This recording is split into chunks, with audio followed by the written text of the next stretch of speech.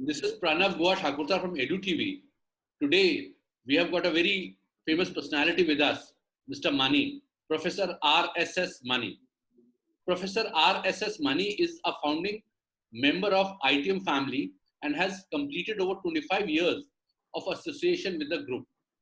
He is acknowledged as one of the pillars of ITM and has been largely responsible for its phenomenal growth over the last 2 decades into one of top business schools in India. He is currently Vice President, Institutional Development and Chief Mentor, ITM MBA programs across India. He is widely acknowledged as an institution builder and renowned out of the box management thinker. An alumnus of the prestigious TISS, Tata Institute of Social Sciences, he was a gold medalist in the MBA Human Resources stream. He has had very successful stints with Wipro in HR and Tata Institute of Social Sciences. As a full-time faculty for 5 years before joining the ITM group, Professor R.S.S. Mani is highly regarded as an HRD guru in HRD circles for his pioneering contribution in the areas of training and development and career planning and guidance. Professor R.S.S. Mani is also highly respected authority in the area of career planning and guidance for students, faculty, and executives. Over the recent 5 years, he has been a successful career coach and mentor to many senior executives in large Indian MNC organizations. He has also been part of the selection board of several large public sector and private sector organizations and also NGOs. He is a trustee and part of the advisory boards of many reputed NGOs in Mumbai, Gujarat, and other interior parts of Maharashtra. He is the recipient of over 20 awards in the last decade for outstanding contribution to the cause of management education and career guidance. He has also been felicitated often for his contribution in the areas of educating the underprivileged. Just last year, Bombay Chartered Accountants Society felicitated him for his outstanding contribution to education and service to the society. Welcome, sir.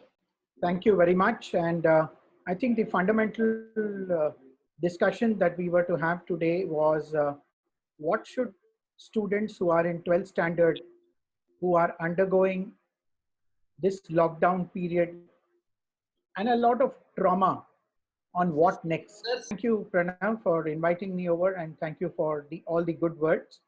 I'm happy to be part of this forum, and career counseling and career guidance has been my hobby and passion over the last 30 years. So I'm happy that in these troubled times, though we are not able to physically meet, we still have an opportunity to reach across to you through wonderful forums like EduTV and try to address some of your queries and anxieties. Now, a couple of basic points I'd like to make. Anybody who is in the 12th standard currently should have by now decided what are the next career steps for himself or herself. So to say, have you started finalizing whether you would like to pursue the medical stream, engineering stream, architecture stream, or would you like to do CA, or would you like to do law, or is it a career in design, fashion, mass communication which interests you? So this is one decision you should have perhaps taken by now. I know that some of the entrance exams have been postponed and you're still waiting to write these entrance exams. So this process is going to be slightly delayed for this year. But having said that, let's realize that your performance in the entrance exam is very, very important. We now believe that these entrance exams will be held online because the applicants are so many. Selections into colleges cannot happen without a process of elimination. And it is these entrance exams which play the role of selecting the top few and rejecting those who don't come up to the mark. So I'd suggest to all of you who are waiting for these entrance exams, please use this time as a blessing in disguise. Practice as much as you can and ensure that when the final entrance exam actually happens, you had super preparation and you're able to score up very, very well. This is the first important thing that you need to do. Secondly, let us realize that the entire coronavirus epidemic or pandemic has had different impact in different parts of India, though whole of India has been affected. It might just happen that certain states might be more functional at an early date as compared to certain other states. So therefore, you have to be now more flexible in your location of study. There are two opinions in the family. Some families do not like the children to go outside and study, live in a hostel, whereas some families believe that living out of home, living in a hostel is a good overall personality development experience. But in COVID times, there is always this anxiety of the parents that should I have the children staying as close to me? So maybe what all of you should start doing is to identify institutions of repute where the courses of your interest are available in a reasonably close geographical domain where you stay. So for example, if you stay in Bombay, you may decide that you will be happily going to Bombay, Pune, Nasik. If you are staying in Chennai, you may decide that you will do Chennai and maybe the nearby areas like Trichy, Bangalore, Tanjavur, etc. If you're in Delhi, NCR is acceptable, maybe Jaipur is fine, and so on and so on. So there is perhaps going to be this change in mindset of parents and students that is it a good idea that I have my child staying as close to where I am.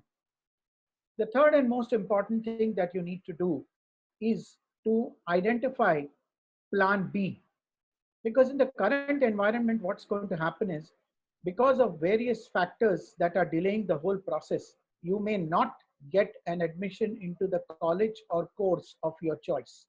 Let's say, for example, you wanted to do a BTech in computer engineering, and for whatever reasons, you're not able to get a seat. You have two options. You wait for one more year and apply next year.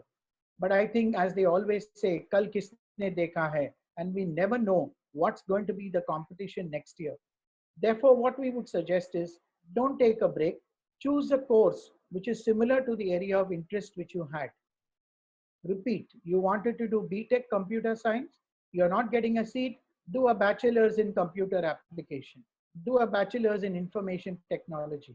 Take a course which is as close to the course that you wanted to do. That is what we call is plan B. Please start thinking about that in consultation with your parents. Please remember one more thing.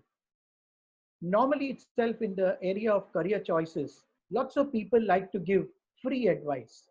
I use this word free advice in the sense that every Tom, Dick, and Harry you meet wants to know what you want to study and perhaps wants to tell you what you should be studying. Very rarely is the question asked to you, what would you like to study? And therefore, in these troubled times available in people's hands, they may give you more unsolicited advice. No offense to friends and relatives. Please restrict discussions with your parents and those very few people who are in the same profession which you wish to take up. You may reach out to a career counselor. You may reach out to a career coach.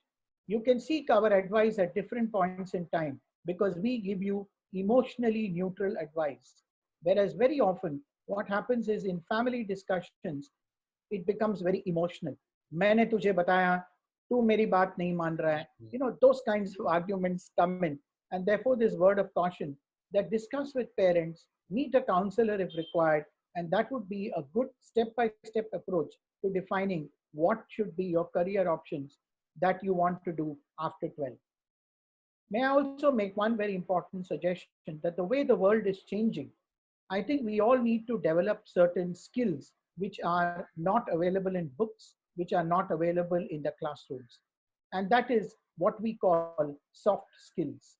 Soft skills includes communication, verbal, good listening skills, build up your confidence, learn how to cope with stress, remember the importance of working in a team, and last but not the least, do remember that no one is indispensable. We need to realize that we have to learn from each other. We have to learn to respect each other's strengths. We have to learn not to deride others' weaknesses. And this is something which you will learn over a period of time. We've all in the past years, maybe 30 years ago, learned it by experience, but today you can learn it online. You can learn it through video sessions. You can learn it through various online tutorials available. Please Google up on soft skills, personality development, and you will find a lot of interesting reading material, interviews, videos, self-assessment quizzes. Why I'm emphasizing on this is you need to develop the ability to cope up with unexpected. You need to develop skill of what we call being resilient. You have to be agile, and you have to also remember that all this needs to be done with a smile on your face, because tough times don't last, tough people do. And therefore, I want to emphasize, use this time available to you, and the way we are getting indications from the university, the way we're getting indications from the education departments, it'll be a good 4 to 6 weeks before college actually begins in a full-fledged manner. So please use the time to develop your overall personality, and you can do volumes to building up your own confidence also.